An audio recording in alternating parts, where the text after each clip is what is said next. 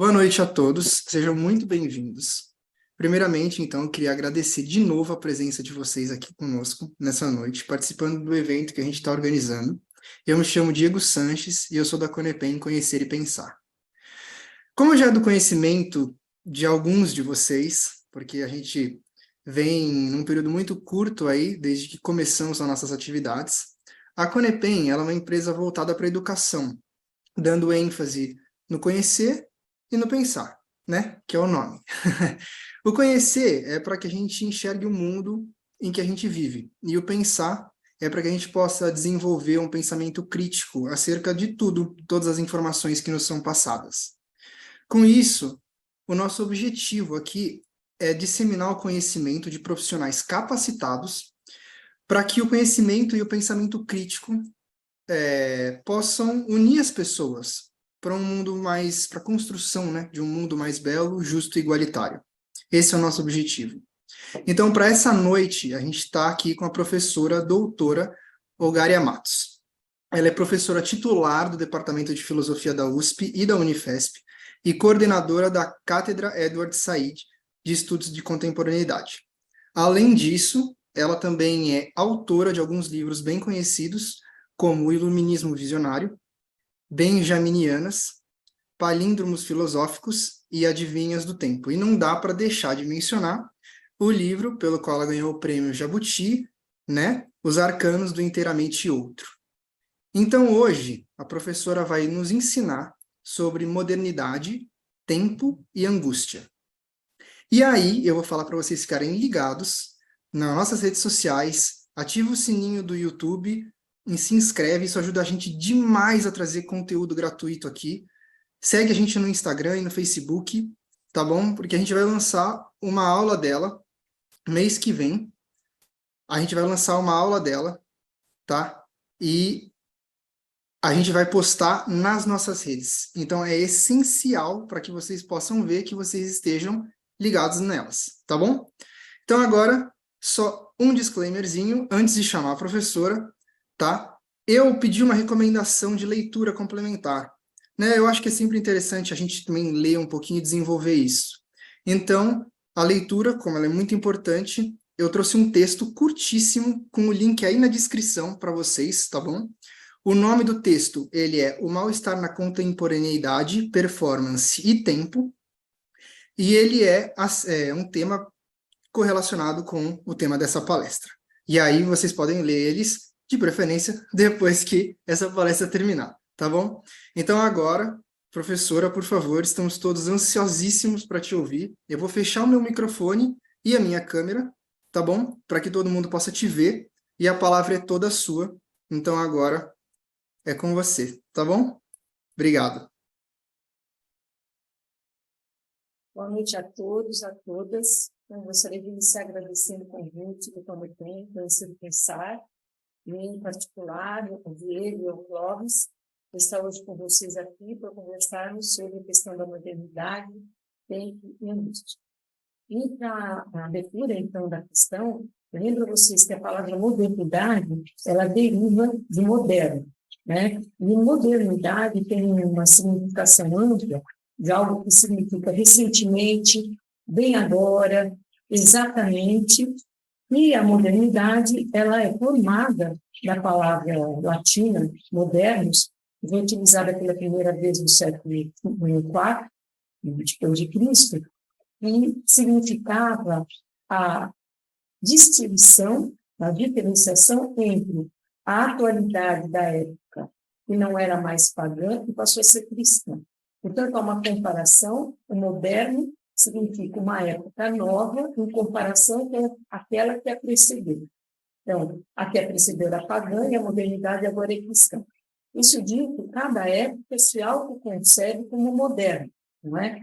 Ela sempre se reconhece uma diferenciação com o passado.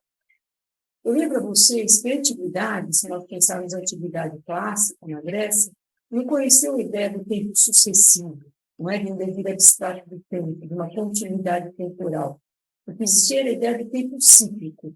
Então, o que é um tempo cíclico? O tempo cíclico é aquele que segue as estações do ano.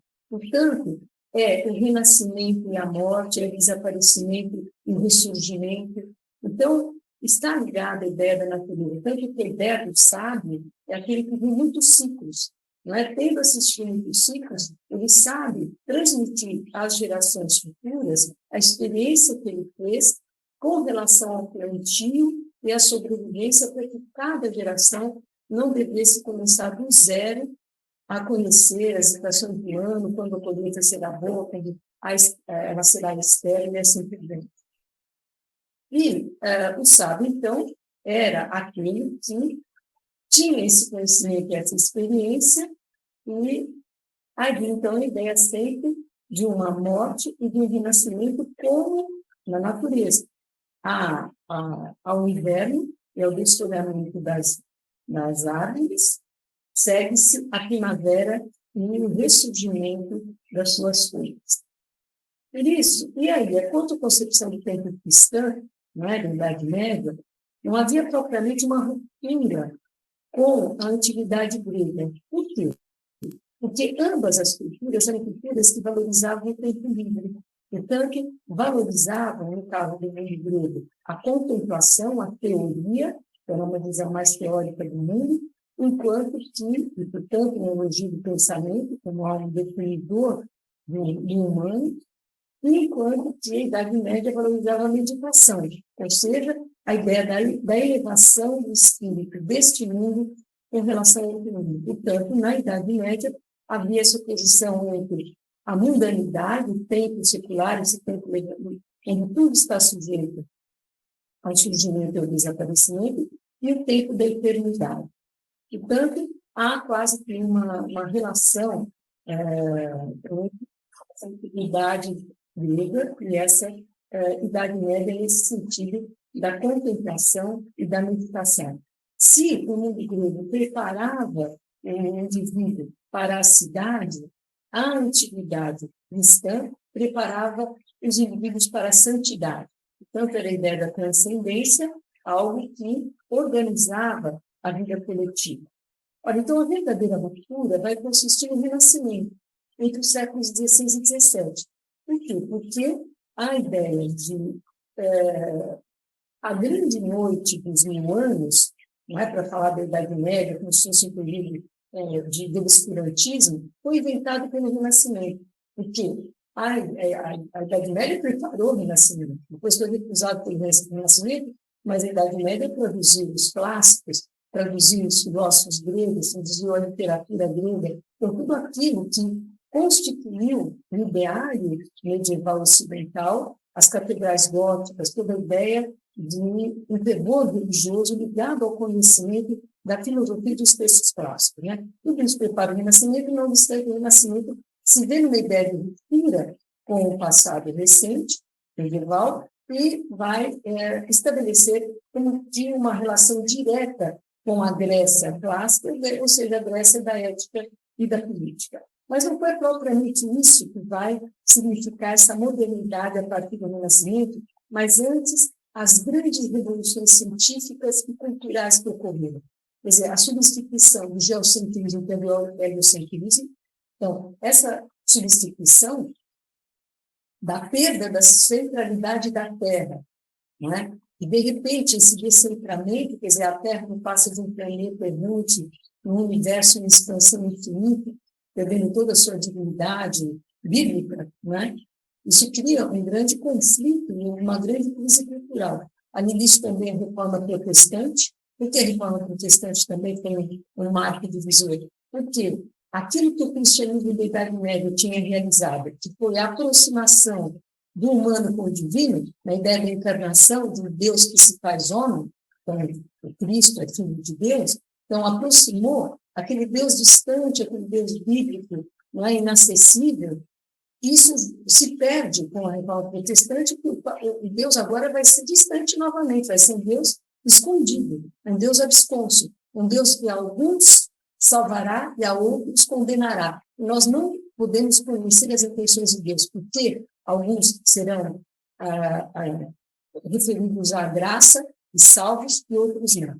Portanto, e a questão também das grandes conquistas ou no sentido europeu, o descobrimento da América, descobrimento de povos que falam línguas desconhecidas e que têm tradições culturais e visões de mundo inteiramente desconhecidas dos contemporâneos do século XVI e XVII europeu. Tudo isso constitui quase que um abalo sísmico, não é? Nas formas de vida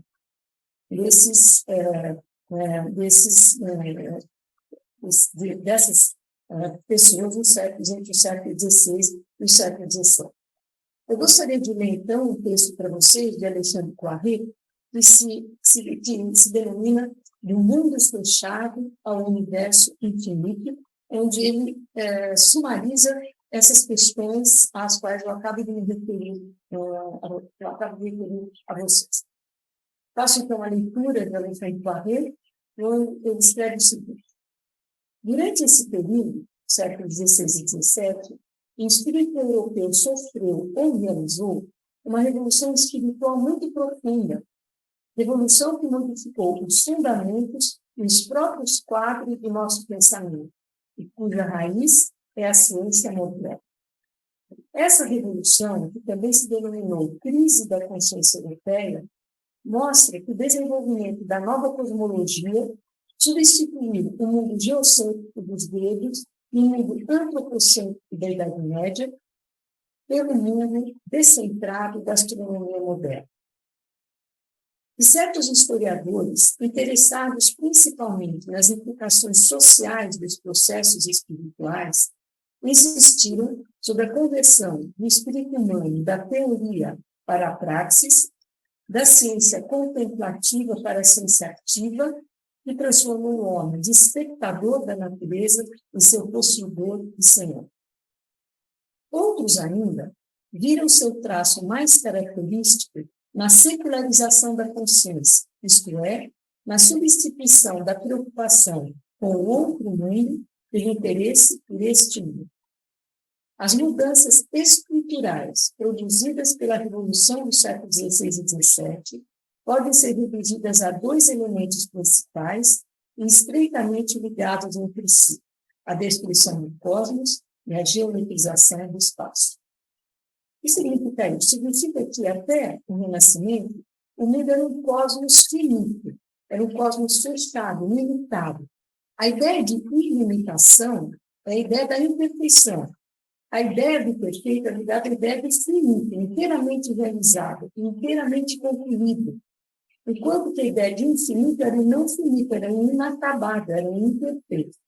Ora, e nesse cosmos fechado, grego, e na ideia de transcendência medieval, havia a perfeição da natureza que era obra de Deus, na Idade Média, e no mundo grego, o cosmos perfeito unia cada existente do universo ao cosmos como um todo, né? Unidos pelo Espírito Divino. Ora, tudo isso cai em ruínas, a partir do Renascimento, por essa revolução de matematização da natureza e, portanto, aquele processo que ficou conhecido como desencantamento do mundo. Agora, a natureza vai ser conhecida por ela mesma, segundo as suas leis, e, portanto, não haverá mais superstição, nem ideia de transcendência mítica ou transcendência teológica. Ora, e nós vamos ter, então, esse processo de matematização da natureza, cuja formulação exemplar é a de Galileu. Quando Galileu, no século XVII, anota o seguinte: a filosofia encontra-se escrita, a filosofia na época era a ciência, né, que tinha todas as ciências. A filosofia encontra-se escrita nesse grande livro e continuamente se abre perante os nossos olhos, isto é, o universo. E não se pode compreender antes de entendermos a língua e conhecermos os caracteres com que está escrito. Ele está escrito em língua matemática, os caracteres são triângulos, circunferências e outras figuras, sem cujos meios é impossível entender humanamente as palavras. Sem eles, nós vagamos perdidos dentro do obscuro labirinto. Isso foi escrito por Galileu no século XVII, em um livro que se chama O Ensaiador. Ora, então, nós temos aqui todo um processo de constituição de um sujeito soberano do conhecimento, e esse sujeito que se inicia modelarmente em Descartes, que é aquele que põe em dúvida todo o conhecimento do passado como incerto e inseguro, e só acatará como conhecimento confiável aquele sobre o qual não pesar nenhuma dúvida. E, portanto, a ideia do cógico, penso, logo existo, é uma verdade dessa natureza. Todas as vezes que eu pronunciar este enunciado, esse enunciado será verdadeiro. Enquanto eu estarei formulando, eu estarei pensando. Então, o pensamento é a primeira verdade inabalável. A partir daí, será possível construir a ciência, de que maneira nós pensamos a ciência, pela matematização da natureza, portanto, pelos processos de abstração da natureza. O que vai ser abstraído da natureza? Todos os seus aspectos místicos, míticos, sagrados e proféticos. Então, o real se torna repetitivo e causal. Ou seja, todas as vezes que na natureza eu tiver um fenômeno A seguido de um fenômeno B, todas as vezes que eu me deparar com o fenômeno B, eu saberei que seu antecedente constante é o fenômeno A. Portanto, o princípio de causalidade começará a operar nesse processo de abstração progressiva, tanto da natureza quanto do sujeito do conhecimento. O sujeito que vai conhecer uma natureza abstrata, extraída dos seus aspectos qualitativos, múltiplos, expressivos, e o sujeito, para ter acesso a essa natureza abstrata, também deverá ser abstraído da sua psicologia, das suas preferências doutrinárias, das suas ideologias, para se tornar também um eu de puro conhecimento. Portanto, existe um eu soberano, que vai conhecer uma natureza que será o objeto do seu conhecimento, e a relação entre o sujeito do conhecimento e a natureza ser conhecida, por serem heterogêneos, deverão encontrar a sua unidade naquilo que é comum entre o sujeito que conhece e a natureza ser conhecida. E o que é comum nos dois, a sua racionalidade. Portanto, esses processos de abstração. Ora, esse sujeito soberano, aquele de que Descartes, na sexta parte do discurso do método, designa como quem, graças e através da técnica e da ciência, deverá se tornar mestre e senhor da natureza. Portanto, o projeto de dominação patriarcal do homem sobre a natureza está enunciado de maneira mais explícita a partir do século XVII, de que nós somos os herdeiros. Ora, mas esse sujeito autoconsciente, esse sujeito da emancipação, esse sujeito de um conhecimento confiável, que resultará no iluminismo do século XVIII, XIX, o que é o iluminismo? Filosofia das luzes. Com essa metáfora da luz, iluminismo, filosofia das luzes, enlightenment em inglês, Aufklärung em alemão, filosofia das luzes em espanhol, luzes em português, tem algo comum no seu núcleo, que é a ideia da luz da razão. A luz natural da razão é capaz de combater a treva do obscurantismo, portanto, é capaz de combater a superstição no conhecimento da natureza, porque agora eu vou conhecer a natureza graças através das suas leis constantes. E o iluminismo promete também aperfeiçoamento moral e luta contra todas as formas de preconceito e promete emancipação política e fim dos absolutismos e das tiranias. Ora, é desse sujeito consciente, é desse sujeito totalmente dominante da natureza, é que vai ser destronado na modernidade. Isso que nós vamos entender agora por modernidade. Ora, então, portanto, da passagem desse sujeito soberano, que tem poder sobre a natureza, que transforma a natureza bruta em algo a ser conhecido, que a poética de Baudelaire vai nos informar dessa crise do sujeito. Né? Nós vamos ter agora um código ferido, um eu dividido, um eu fragmentado, a tal ponto que na modernidade, que é um termo utilizado por Baudelaire de maneira plena, talvez ele tenha sido utilizado antes por Chateaubriand, mas quem utiliza como o sentido que nós utilizamos hoje foi Baudelaire, que justamente encontra na cidade grande o verdadeiro sujeito do mundo contemporâneo. Então, o mundo metropolitano, o mundo urbano, o mundo industrial, o mundo terrorista, o mundo do trabalho, não é? Fundamentado no trabalho, esse sujeito agora vai se adaptar a esse mundo, desse tempo que se acelera, seja pela industrialização, seja pela tecnologia, porque esse sujeito agora vai ser um caleidoscópio dotado de consciência. Quer dizer, o eu agora tem um eu dividido, fracionado. Né?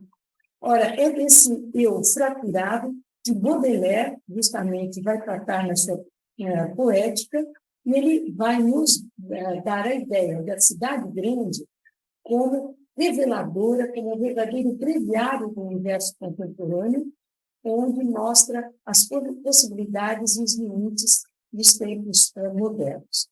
Isso significa o quê? Que a palavra moderno, que compõe modernidade, esse sufixo idade, modernidade, significa um tempo que se estende mais longamente do que ele deveria durar. Isso, portanto, é um tempo que chega depois de alguma coisa, é uma posterioridade. Quer dizer que é uma duração anacrônica com relação àquela euforia do moderno, da inovação, da invenção, da ciência, do domínio do homem sobre a natureza, que perde essa fiabilidade que se concentrou na ideia de progresso. Por quê? Porque a ideia de progresso significou que o que vem depois é necessariamente melhor do que o que veio antes, como se o presente fosse ontologicamente bom. Então, uma espécie já de rompimento com a tradição, com o passado, com a transmissão dos valores e dos conhecimentos adquiridos ao longo do tempo, como se a modernidade fosse algo fundador, se ela não devesse a nenhuma outra geração aquilo do qual ela se crê a fundadora primeira. Ora, então, essa modernidade é também o tempo de um certo cansaço, né? É algo que deveria já ter se concluído, no entanto, continua a virar. Né? Ora, e essa ideia desse tempo que se acelera na cidade grande está presente na poética de Baudelaire, em particular no poema que se chama A Uma Passante. Não é? Quer dizer, é um poema que trata não do amor à primeira vista, mas do amor à última vista. No momento que eu visto que ele poderia ser a razão de ser da minha vida, eu já o perco na multidão. Eu leio para vocês esse poema, bastante conhecido e citado, na tradução de Van Junquet. E o poema, então, é A Uma Passante. A rua em torno era um frenético alarido. Toda de luto, alta e sutil, dor majestosa, uma mulher passou com sua mão suntuosa, erguendo e sacudindo a barra do vestido. Pernas de estátua, era-lhe a imagem nobre e fina. Qual bizarro basbaque, a foice ele bebia, um olhar, céu lívido, onde a flora ventania, a doçura que envolve e o prazer que assassina. Que luz, e a noite após, efêmera verdade, cujos olhos me fazem nascer outra vez, não mais a de te ver, senão na eternidade, longe daqui, tarde demais, nunca, talvez, pois de ti já me fui, de mim tu já fugiste, o que teve amado é tu que bem visto. Ora, então, como eu disse a vocês, trata-se de um amor não à primeira vista, mas à última vista. E por que essa beleza, essa beldade está vestida de luto, de negro? Porque o negro não é apenas a cor da elegância, é a cor também da tristeza, da melancolia, da angústia, não é? Desse tempo que passa depressa demais, que nos dá essa sensação que nós não temos tempo, não é? E a análise dessa temporalidade foi feita no mundo contemporâneo, entre outros autores, por um filósofo ligado à assim chamada Escola de Frankfurt, que é Walter Benjamin, em que, em um dos seus ensaios, se refere a essa passagem muito rápida do tempo, e que nós perdemos o tempo, né? Não temos como contê-lo nessa sua efemeridade, nessa sua transitoriedade. E ele diz o seguinte: todos nós temos marcas, rugas no nosso rosto e marcas no nosso corpo. Essas rugas e essas marcas são as assinaturas das grandes paixões que nos estavam destinadas, mas nós, os senhores, não estávamos em casa. Isso significa que todas aquelas experiências que poderiam ter sido nossas e às quais nós poderíamos ter dedicado o nosso tempo, porque o que é viver? Viver é uma forma de utilização do tempo. Então, a nossa vida se define pela maneira como nós usamos o tempo. Ora, uma das formas mais dramáticas da expropriação do tempo na modernidade é justamente a nossa impossibilidade de dominarmos o nosso tempo. Ora, então, essa passante, porque ela é uma aparição, ela é um fantasma, não é? Ela é uma dor viva, não é? Daquilo tudo que nos é negado por essa passagem de um tempo que não se detém jamais. E é justamente essa mudança incessante que não permite nenhuma forma de experiência estável e estabilizadora, como tampouco que se construam valores, não é? Porque os valores, para serem construídos, eles precisam de tempo. Como modos de vida, conhecimentos, expectativas mudam muito rapidamente, não há tempo para que novos valores acompanhem essas mudanças e, portanto, criem um mundo propriamente ético.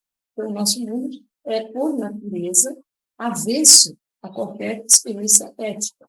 Nós podemos usar a palavra com frequência, mas isso não correspondem valores que pudessem constituir orientação na vida e no pensamento. Cria-se antes, no lugar disso, um sentimento que Freud designou como Unheimlich, né? Quer dizer, estranho, estranhamento, um sentimento perturbante, quer dizer, uma não identidade das coisas que vacilam, quer dizer, o princípio de realidade não se mantém. Quer dizer, nós não conseguimos mais diferenciar aquilo que é significativo daquilo que é insignificante. Então, esse sentimento de estranhamento no mundo é um sentimento que foi designado como exílio, né? O exílio é um sentimento de se encontrar num lugar que não é o nosso ponto de origem, nem referência de origem, mas um lugar que parece como um deserto de significações, né? Onde nós não sabemos nos localizar. E é justamente isso que os escritos de Baudelaire tratam ao dizer que Paris é justamente a cidade onde não há estrangeiro e que todos são estrangeiros, né? Quer dizer, que todos são exóticos, né? Porque a Paris de Baudelaire é a pátria comum de todos os estrangeiros. Por quê? Porque Baudelaire está se referindo a uma cidade que vai começar a mudar muito rapidamente, seja pela industrialização, pelas novas descobertas, pela tecnologia, e a cidade se torna um canteiro de obras. Então, a cidade, que era medida os seus habitantes, onde as pessoas se conheciam, se encontravam, se conheciam, o comércio, tudo era familiar, subitamente começa a ser demolido, porque as grandes avenidas vão ser abertas, a cidade medieval praticamente vai desaparecer, e essa cidade que nós conhecemos hoje, Paris, começa a ser traçada nesse século XIX, e, portanto, o Baudelaire se dá conta de tudo aquilo que está sendo perdido, não é? Tudo aquilo que cujas experiências não vão mais existir e que desaparecem rapidamente. E, para falar disso, Baudelaire se refere à diferença entre aquele céu, né, que os gregos e os medievais contemplaram, seja que o divino estava lá e os astros, no seu brilho, aproximavam do divino, como também até Kant, né, que é do século XVIII, Kant dizia, no final da sua crítica da razão prática, dessa sua obra, duas coisas enchem minha alma de admiração e respeito. O céu constelado acima de minha cabeça é a máxima moral dentro do meu tempo. Ora, essa formulação não poderia ter sido jamais feita por um habitante da cidade grande. Por quê? No século XIX, começa o fenômeno da eletrificação da cidade de Paris. A eletrificação, portanto, a iluminação pública, ela vai apagar as estrelas. Não é? Nós não vamos mais ver essas estrelas, é como se a Via Láctea tivesse sido secularizada. Não é? Então, agora, o céu desce para a Terra e nós não vemos mais o céu. Por isso é que Baudelaire vai dizer a cúpula esplinática do céu. O espinho é uma outra palavra para falar da melancolia, da tristeza, da angústia, ou seja, o céu agora pesa como uma tampa, não é? É como uma coisa opressiva, não é? Que não dá mais nenhuma saída aos indivíduos. O que significa isso? Significa que nós estamos quase que condenados ao presente perpétuo, quer dizer, é um tempo que se prolonga, que demora para passar, é como se essa passagem do tempo fosse insuportavelmente longa, não é? Então, é como se ele estivesse estagnado, né? Eu lembro para vocês que a palavra ami, para dizer tédio, vem da palavra latina inodiare, que significa odiar. Então, é um tempo do ressentimento, é um tempo do mal-estar, é um tempo, portanto, que paralisa, né, toda a nossa possibilidade de imaginar outros mundos, né? A faculdade da imaginação é a primeira que vai tender a desaparecer, eu falarei daqui a pouco. Para resumir toda essa situação, toda essa mudança, não é, dessa modernidade, eu cito uma passagem de Lukács, né, em que ele resume, né, essa questão a que nós estamos nos referindo, não é, num livro que se chama A Teoria do Romance. E o seguinte, comparando, portanto, a antiguidade com a modernidade. Afortunados os tempos para os quais o céu estrelado é o mapa dos caminhos transitáveis a serem transitados e cujos rumos a luz das estrelas ilumina. Tudo lhes é novo e, no entanto, familiar, aventuroso e, no entanto, próprio. O mundo é vasto e, no entanto, é como a própria casa, pois o fogo que arde na alma é da mesma essência que as estrelas. Distingue-se eles nitidamente o mundo e o eu, a luz e o fogo, porém jamais se tornarão para sempre alheios um ao outro, pois o fogo é a alma de toda a luz e a luz veste todo o fogo. O céu estrelado de Kant brilha agora somente na noite escura do puro conhecimento e não ilumina mais os caminhos de nenhum dos peregrinos solitários. E no mundo novo, ser homem significa ser só. Ora, então, considerando toda essa questão que nós poderíamos denominar desenraizamento, né, não há referências, como eu disse a vocês, de um cosmos, de valores constantes, de continuidade temporal, de transmissão entre as gerações, nós vamos ter agora esse desenraizamento ou o sentimento do acosmismo, segundo as palavras de Hannah Arendt, que é o acosmos, é um não-mundo, não é? A experiência de nenhum lugar estarmos em casa, inteiramente em casa, né? E essa situação, esse desenraizamento absoluto aconteceu entre as primeiras e a Segunda Guerra Mundial e justamente no exílio forçado de populações inteiras, que as guerras determinaram, sobretudo com o nazismo, e que é narrado por um autor que se chama Peter Zong, que em 1933, quando Hitler ascende ao poder na Alemanha, como já a política racista está em ação, os judeus começam a deixar a Alemanha, e a maior parte deles migra para Paris, né, que em 1933 ainda é um país livre, ainda não tinha sido ocupado em 1941 pelos alemães, na sua guerra expansionista. Então, todos esses judeus e comunistas alemães que se exilam em Paris estão uma noite conversando e cada um diz para onde eles vão. Um diz que vai para a Inglaterra, outro diz que vai para a Bélgica, outro diz que vai para a Holanda e subitamente, um deles diz que vai para o Uruguai. Vocês imaginem, na época, o Uruguai era uma distância praticamente intransponível. E a pergunta de todos os circunstantes foi, mas por que tão longe? E a resposta dele foi, longe de onde?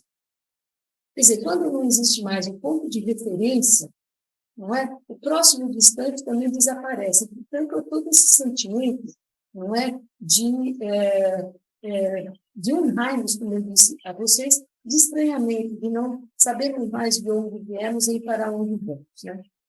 Ora, esse sentimento de exílio, portanto, como eu disse a vocês, está tematizado na poética de Baudelaire e nessa ideia da crise da imaginação no mundo contemporâneo, porque tudo é produzido pela indústria cultural. Quer dizer, não é mais algo que, com as minhas forças internas, eu sou capaz de elaborar novos mundos, e, portanto, capaz de transcendência, de sair de dentro de mim, imaginar novas utopias, mas fica assim, uma clausura, porque tudo isso acaba significando a perda da auréola do poeta. Quando o Baudelaire fala na perda da auréola, da aura da poesia, é tudo aquilo que é inútil, não é? A importância das coisas inúteis, não utilitárias, não pragmáticas, não de custo-benefício, não da política de resultados, mas tudo aquilo que pode desenvolver a integralidade criadora de cada um de nós. Tudo isso se perde, não é? Na indústria cultural, e não é uma indústria, não é uma cultura produzida pelas massas, é produzida para as massas. Portanto, o elemento constitutivo da indústria cultural é a passividade. Então, nós recebemos tudo pronto pela televisão, pelas mídias, tudo já chega para nós, nos dizendo o que é preciso pensar, o que é preciso fazer, o que é preciso sentir. Tudo isso está no nosso lugar e nós acabamos repetindo os estereótipos das mídias como se fosse autonomia e liberdade de pensamento. Até porque a própria informação se tornou propaganda, né? Ora, essa perda, portanto, da figura do poeta, que é a figura daquilo que é transcendente com relação ao mundo material, né? Tanto que Baudelaire vai dizer que a modernidade é o desaparecimento no mundo dos vestígios do pecado original. Então, nós vivemos a busca na matéria, né? Nessa materialidade bruta, né? No fim da espiritualidade, né? Só contam os valores materiais. E, para isso, então, ele escreve um poema que se chama O Albatroz, né? Esse pássaro, né, das alturas, né? Eu leio para vocês esse poema também na tradução de Ivan Junqueira. Às vezes, por prazer, os homens de equipagem pegam o albatroz, imensa ave dos mares, que acompanha indolente parceiro de viagem, um navio a sangrar por glaucos patamares. Tão logo estendem sobre as tábuas do conversa, esse monarca do azul, canestro e envergonhado, deixa pender qual par de remos junto aos pés as asas em que de um branco imaculado. Antes tão belo, como é feio na desgraça, esse viajante agora flácido e acanhado. Um põe o cachimbo e enche o bico de fumaça, o outro a costear imita o enfermo outrora alado. O poeta se compara ao príncipe da altura, enfrente os vendavais e vida certa no ar. Exilado no chão, no meio à fila obscura, as asas de gigante impedem o andar.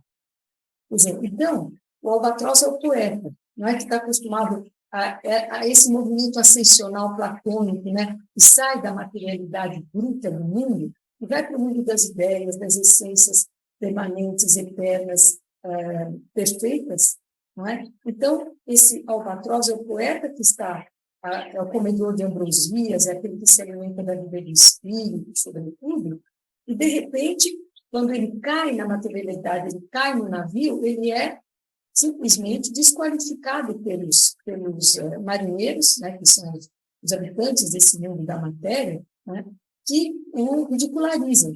E acaba, então, dizendo que nas alturas, esse príncipe das alturas, essa majestade do azul, quando ele está no chão apitando suas patas, as patas não são outra coisa senão um remo sem graça, não é? E ele é todo desajeitado.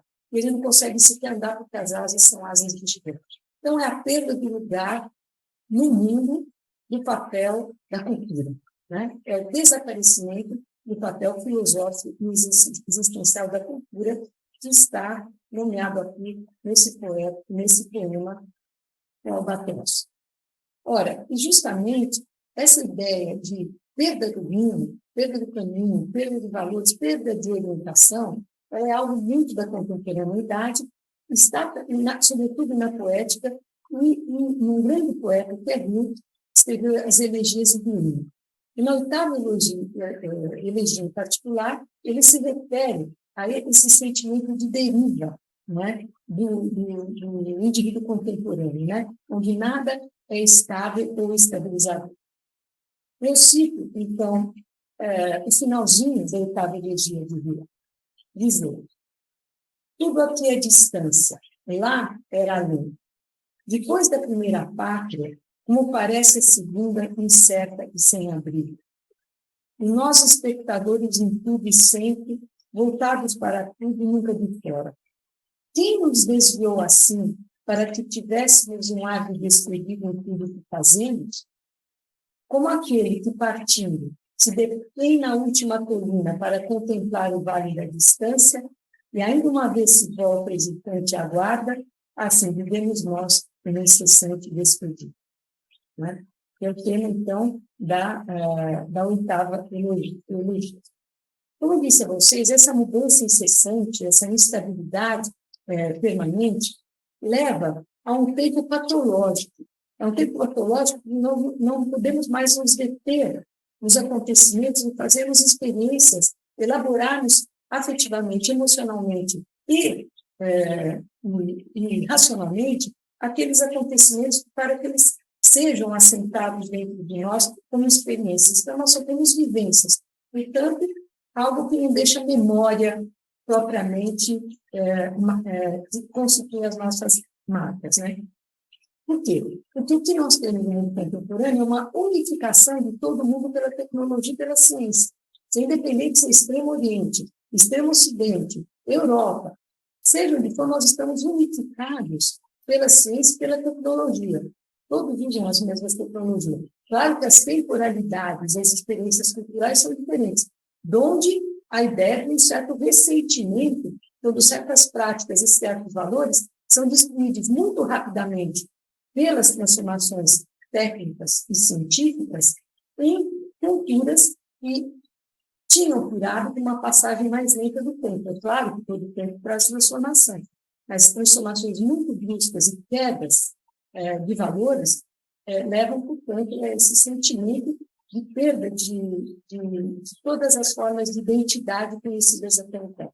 Então, muito, talvez, dos movimentos identitários hoje, dizer, aquilo que substitui a ideia universal de cidadania, direitos acessíveis a todos, iguais para todos, toda essa ideia de cidadania, de universais, está em crise. Portanto, foram substituídos por valores particulares, como uma definição de identidade sexual ou religiosa, ou de gênero, etc. Portanto, nós substituímos a ideia de cidadania por identidades de plural. Né? Ora, portanto, tudo isso, né, que diz respeito ao nosso mundo contemporâneo, cria pertencimentos que Walter Benjamin chamaria de historicistas. Por que historicistas? Eles são produzidos para funcionar como uma identidade, um pertencimento, mas ao qual nós só pertencemos por escolhas, mas não porque houve uma transmissão de tradição. E nós já nos perdemos não de uma tradição, mas de todas as tradições. Ora, portanto,